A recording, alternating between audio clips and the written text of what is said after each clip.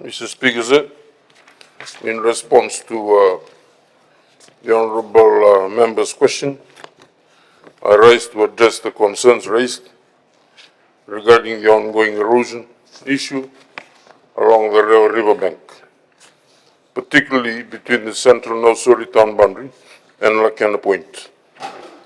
This area is of great significance, both in terms of its natural environment and the communities that depend on it for their livelihoods.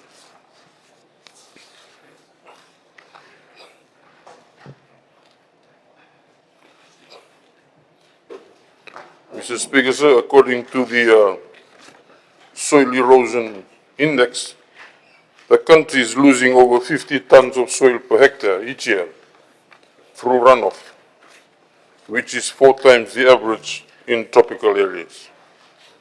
The consequences of the expansion of agriculture and the increased logging activities of rainforests on erosion have been significant. The effects of erosion include degradation of land, reduction in soil carbon, decreased productivity, and sediment accumulation in rivers, leading to an increase in flooding and harm to coral reef by transported sediments. Erosion also poses a direct threat to critical infrastructure, including nearby roads, residential properties, and community facilities.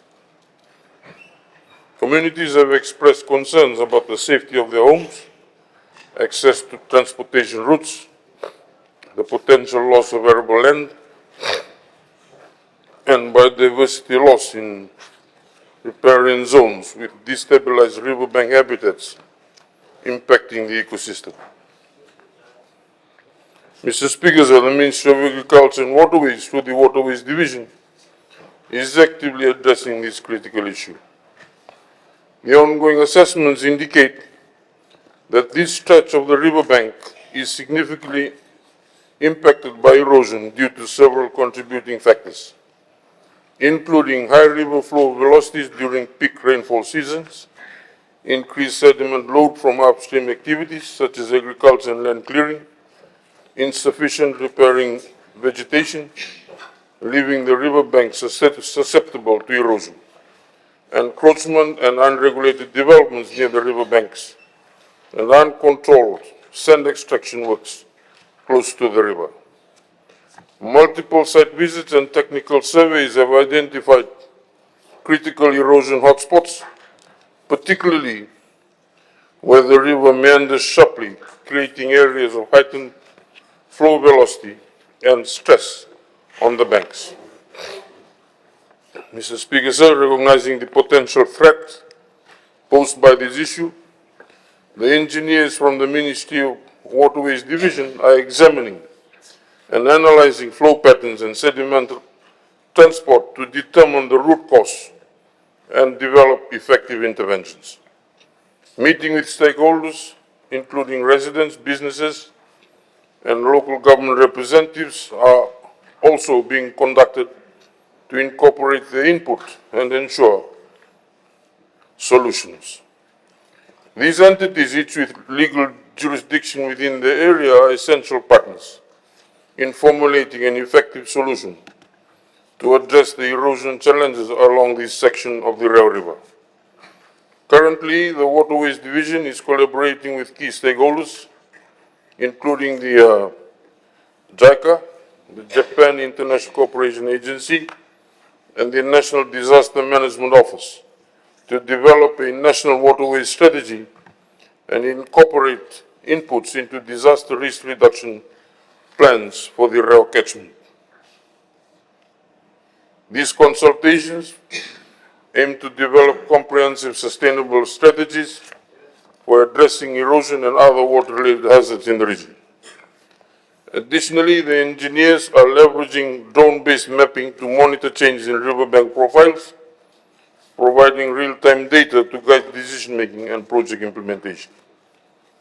Mr. Speaker, sir, the Ministry is also considering these additional strategies aimed at mitigating erosion and reinforcing the stability of the riverbanks. The planting of vetiver grass and native vegetation as a nature-based solution to naturally stabilize the banks and reduce erosion.